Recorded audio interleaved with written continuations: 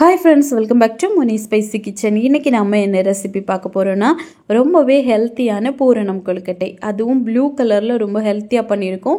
எந்த ஒரு ஆர்டிஃபிஷியல் கலரும் இல்லாம நம்ம இன்னைக்கு சங்குப்பூ வச்சு பண்ணியிருக்கோம். ஸோ உடம்புக்கு ரொம்ப நல்லது. சங்குப்பூல அதிகமான பெனிஃபிட்ஸ் இருக்கு. அதிகமான உடம்புக்கு தேவையான அதிகமான சத்துக்கள் இருக்கு. முக்கியமா அதிகமான ஆன்டி ஆக்சிடென்ட் இருக்கு. நம்ம கண்ணுக்கு தேவையான அதிகமான பவர் கொடுக்கும். அது மட்டும் இல்லாம பிளட் சுகர் கண்ட்ரோல் பண்ணும். ஸோ கண்டிப்பா நீங்க இது பயன்படுத்தலாம். ரொம்பவே உடம்புக்கு நல்லது. ஸோ வாங்க இது எப்படி பண்ணலாம் அப்படிங்கிறத டீட்டெயிலாக நம்ம பார்த்துடலாம். ஃபஸ்ட்டு இது பண்ணுறதுக்காக ஒரு பவுலில் ஒரு கப் அளவுக்கு தண்ணியை நல்லா சூடு பண்ணிக்கோங்க.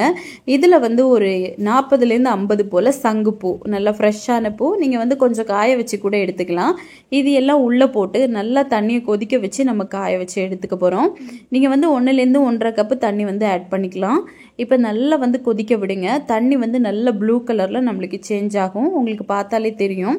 இந்த தண்ணியிலே பார்த்தீங்கன்னா கொஞ்சமாக லெமன் மட்டும் பிழிஞ்சு விட்டுட்டீங்க அப்படின்னா நல்லா பிங்க் கலரில் மாறிடும்.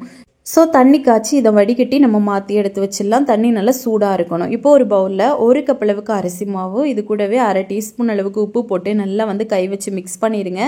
மிக்ஸ் பண்ணதுக்கப்புறமா நம்ம சூடாக்கி வச்சுருந்தோம்ல, அந்த கொதிக்க சூடாக இருக்கணும். அந்த தண்ணி சரியாக 1.5 கப் அளவுக்கு நான் ஆட் பண்ணியிருக்கேன். நீங்கள் தண்ணி கூட குறைய தேவைப்பட்டுச்சுன்னா நீங்கள் செக் பண்ணி பார்த்து ஊற்றிக்கலாம்.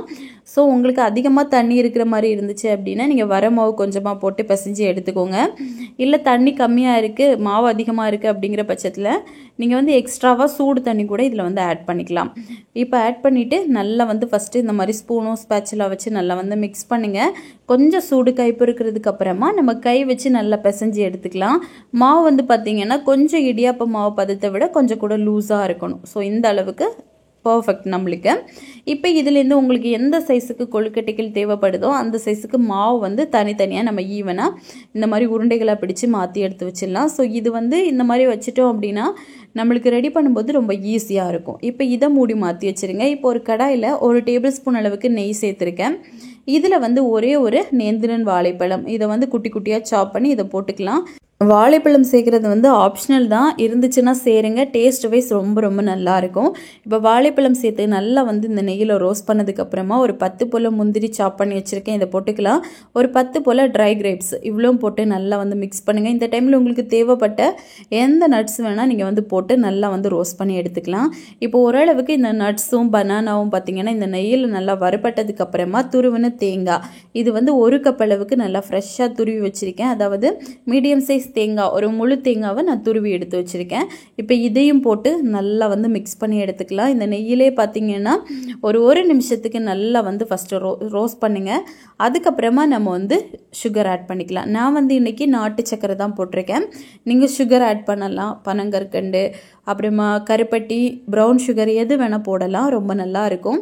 இப்போது இது போட்டுட்டு 3/4 கப் அளவுக்கு நான் நாட்டு சக்கரை போட்டிருக்கேன். போட்டு நல்லா மிக்ஸ் பண்ணிக்கோங்க. இப்போ இந்த நாட்டு சக்கரையிலே பார்த்தீங்கன்னா இந்த தேங்காய் நல்லா குக் ஆகணும். இது வெந்துருச்சு அப்படின்னு நம்ம எப்படி தெரிஞ்சுக்கணும் அப்படின்னா நல்லா பிசு பிசுன்னு ஒற்றை பதம் வரும். அது வரைக்கும் நல்லா மீடியம் ஃப்ளேமில் வச்சு இந்த மாதிரி குக் பண்ணி எடுத்துகிட்டே இருங்க. ஸோ ஓரளவுக்கு நல்லா பிசு பிசு பதம் வந்ததுக்கப்புறமா நம்ம ஸ்டவ் ஆஃப் பண்ணிடலாம். இப்போ இதை ஒரு 1/2 டீஸ்பூன் அளவுக்கு ஏலக்காய் பவுடர் வாசனைக்காக சேர்த்துருக்கேன். சேர்த்துட்டு நல்லா மிக்ஸ் பண்ணிக்கோங்க. இப்போது இது ரெடி ஆகிறதுக்கு கிட்டத்தட்ட ஒரு 3லேருந்து 5 நிமிஷம் மட்டும்தான் ஆகும். நீங்கள் இப்போ நல்லா மிக்ஸ் பண்ணி எடுத்துக்கலாம். இப்போ அவ்வளோதான், நம்மளுக்கு உள்ளே வைக்கக்கூடிய பூரணம் ரெடி ஆயிடுச்சு.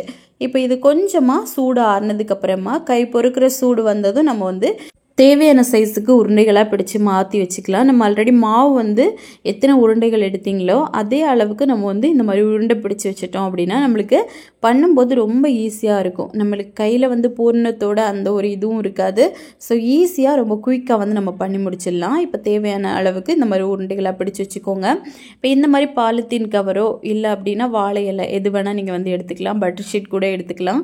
எடுத்துகிட்டு கொஞ்சமாக ஆயில் அப்ளை பண்ணிவிட்டு நம்ம ஒரு உருண்டையை எடுத்து வச்சு இந்த மாதிரி க்ளோஸ் பண்ணிடுங்க. மூடி வச்சுட்டு லேசாக ஒரு டிஃபன் பாக்ஸோ இல்லை இருக்கக்கூடிய ஏதாவது ஒரு தட்டு எடுத்து லேசாக ப்ரெஸ் பண்ணிட்டீங்க அப்படின்னா இது ரெடி பண்ணுறதுக்கு ஒரு 30 செகண்ட் கூட ஆகாது. ரொம்ப ஈஸியாக நம்ம ரெடி பண்ணி முடிக்க முடியும். இதுவே கையில் கூட எப்படி நம்ம பூர்ண கொழுக்கட்டை ரெடி பண்ணலாம் அப்படிங்கிற வீடியோவும் நான் அப்லோட் பண்ணியிருக்கேன். தேவைப்பட்டால் நீங்கள் செக் பண்ணி பார்த்துக்கலாம். இதில் நான் நிறைய வெரைட்டி போட்டிருக்கேன். அப்படின்னா உங்களுக்கு மாம்பழம் வச்சு இதே மாதிரி பூரணம் கொழுக்கட்டை எப்படி பண்ணலாம், நார்மல் ரைஸ் ஃப்ளாரில் எப்படி பண்ணலாம் அப்படிங்கிற டீட்டெயில் வீடியோ கூட நான் போட்டிருக்கேன். நீங்கள் தேவைப்பட்டால் செக் பண்ணி பார்த்துக்கலாம். இப்போ பார்த்தீங்க அப்படின்னா நம்ம இதே மாதிரி எல்லாத்தையுமே ரெடி பண்ணி எடுத்துக்கலாம். ரொம்பவே ஷைனிங்காக, ரொம்பவே பார்க்க அவ்வளோ நல்லாயிருக்கும். ஏன் அப்படின்னா நம்ம இது ஆயிலில் லேசாக டிப் பண்ணி நம்ம வந்து பண்ணுறதுனால ஆயில் கையில் பட்டு நம்ம அந்த மாவில் இருக்கும்போது லேசாக ஷைனிங்கோடு இருக்கும். நம்மளுக்கு இந்த மாதிரி லேசாக ஒரு பவுலோ ஏதாவது வச்சு ப்ரெஸ் பண்ணிட்டீங்கன்னா நம்மளுக்கு ஈஸியாக வந்துடும். உள்ளே வந்து பூரணம் வச்சு இந்த மாதிரி க்ளோஸ் பண்ணிடுங்க. அவ்வளோதான். ரொம்ப ரொம்ப ஈஸியாக, ரொம்ப குயிக்காக வந்து நம்ம பண்ணி முடிச்சிடலாம். இதெல்லாம் பண்ணி முடிக்கிறதுக்கு கிட்டத்தட்ட ஒரு 10 மினிட்ஸ்க்குள்ளே தான் ஆகும். இப்போ அவ்வளோதான். நம்ம எல்லா உருண்டைகளையுமே உருட்டி எடுத்துட்டோம். இப்போ இதை வந்து நம்ம ஸ்டீம் பண்ண போகிறோம். ஒரு வாழை இலை போட்டு நான் வந்து குக் பண்ணி எடுத்துக்க போகிறேன். அப்போ டேஸ்ட்டும் ஃப்ளேவரும் ரொம்ப நல்லாயிருக்கும். இப்போ எல்லா உருண்டைகளையுமே நம்ம உள்ளே வச்சுட்டு சரியாக ஒரு 10 மினிட்ஸ்க்கு நம்ம வந்து ஸ்டீம் பண்ணி எடுத்துட்டோம் அப்படின்னா ரொம்ப பர்ஃபெக்டாக வெந்து வரும். இப்போ மூடி போட்டு ஒரு 10 நிமிஷம் மீடியம் ஃப்ளேமில் வேக வச்சு எடுங்க. ரொம்ப சூப்பராக ரெடி ஆயிடுச்சு. இப்போ இதை உடனடியாக நல்ல சூடாகவும் நீங்கள் சாப்பிடலாம். அதே சமயம் கொஞ்சம் சில்லுன்னு ஆனதுக்கப்புறமா சாப்பிடலாம். ரொம்ப ரொம்ப டேஸ்ட்டாக இருக்கும். இந்த ஒரு பூர்ணம் கொழுக்கட்டையை பொறுத்தவரை நீங்கள் 2 டேஸ் வரைக்கும் வச்சு சாப்பிடலாம், கெட்டு போகாது. ஸோ கண்டிப்பாக நீங்கள் வந்து இதை உங்கள் வீட்டில் ட்ரை பண்ணி பார்க்கலாம். இது வந்து குழந்தைங்களுக்கு ஸ்நாக்ஸாகவும் கொடுக்கலாம். அது மட்டும் இல்லாமல் இந்த விநாயகர் சதுர்த்திக்கு கூட நீங்கள் வந்து கண்டிப்பாக ரெடி பண்ணலாம். ஸோ கண்டிப்பாக ட்ரை பண்ணி பாருங்கள். ட்ரை பண்ணி பார்த்துட்டு எப்படி வந்துச்சுன்னு மறக்காமல் கமெண்ட் பண்ணுங்கள்.